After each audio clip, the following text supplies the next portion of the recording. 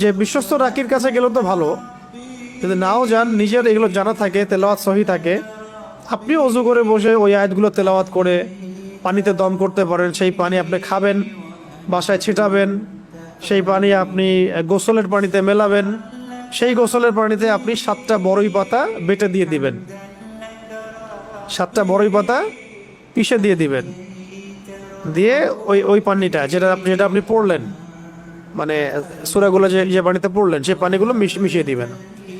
এই গোসলটা অনেক ইফেক্টিভ, অনেক ইফেক্টিভ। অনেকে এমন হয়েছে একবার গোসল করার পরে ভালো হয়ে গেছে, এমনও আছে। তো কোন আয়াতগুলো সেগুলো একটু বলে দেই। 1 নম্বর সূরা ফাতিহা, 1 নম্বর সূরা ফাতিহা, এটা তো সকল রোগের শেফা। 2 নম্বর সূরা বাকারার প্রথম 5 আয়াত, প্রথম 5। তারপরে সূরা বাকারার আয়াত নাম্বার 255 এবং 56, 255, 56, আয়াতুল কুরসি এবং তার পরের আয়াত আর কি। এরপরে সূরা বাকারার শেষের 3 আয়াত। চিকিৎসা বলে দিচ্ছি আর কি, এগুলা শিখে রুকিয়া সেন্টার খুলেন কালকে। আচ্ছা, একটা হতে পারে আমরা এখানে রুকিয়া সাপোর্ট দিতে পারি, সেন্টারে রুকিয়া করানো যাবে না, হয়তো রুকিয়া কনসাল্ট করা যেতে পারে, রুকিয়া কনসাল্ট করা যেতে পারে। যদি কারো এরকম প্রবলেম মনে হয় তাহলে আমাদের এখানে যোগাযোগ করবে, কিছু পরামর্শ দেওয়া যাবে আর কি। সূরাতুল আলে ইমরানের শেষের 10 আয়াত, 10 বা 11 আর কি, 10 বা 11 নম্বর, 11টা আয়াত। মাঝখানে আরও কিছু আয়াত আছে, যেমন একটা হচ্ছে যে ওই কুলিল্লাহুম্মা মালিকাল মুলক, এই আয়াতটা আছে। কত নম্বর আমার মনে নেই এখন, আমার নাম্বার মনে থাকে না। আমি কুলিল্লাহুম্মা মালিকাল মুলক, এই আয়াতটা। আরেকটা আছে শাহিদাল্লাহু আন্নাহু লা ইলাহা ইল্লাহু ওয়াল মালাইকাতু ওয়া উলুল ইলমি কাইমান বিল কিসত, এই আয়াতটা। কাহাফের প্রথম 10 আয়াত।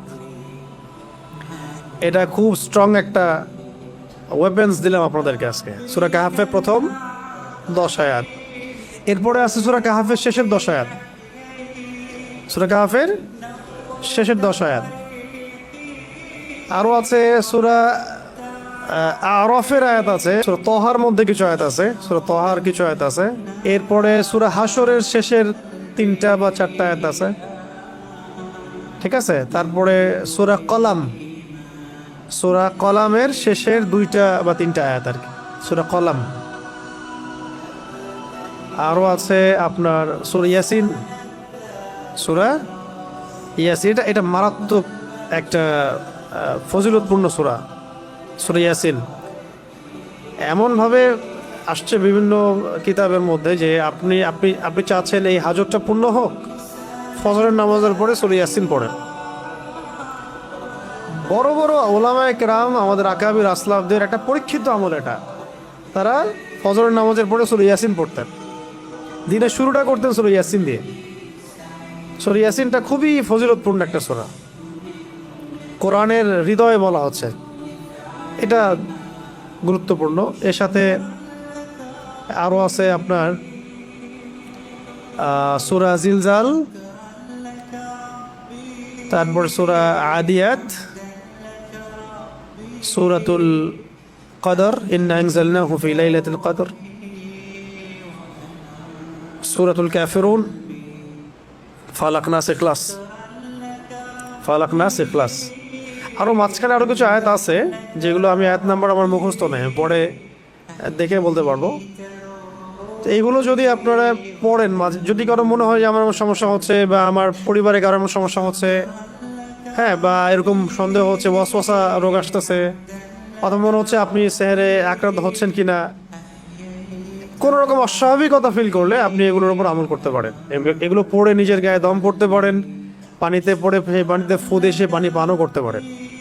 এই পানি আপনার ঘরে ছিটাতেও পারেন এবং এই পানি দিয়ে আপনি গোসল করতে পারেন। গোসল করতে গেলে খেয়াল রাখবেন ওখানে বড়ই পাতা 7টা বেটে দিয়ে দিবেন, ব্যাস। ইনশাআল্লাহ এই আমলগুলো করলে আশা করা যায় কি হবে, এই সেহর আইন হাসাদের বিষয়গুলো থেকে আমরা নিরাপদ থাকতে পারবো, আশা করি ইনশাআল্লাহ।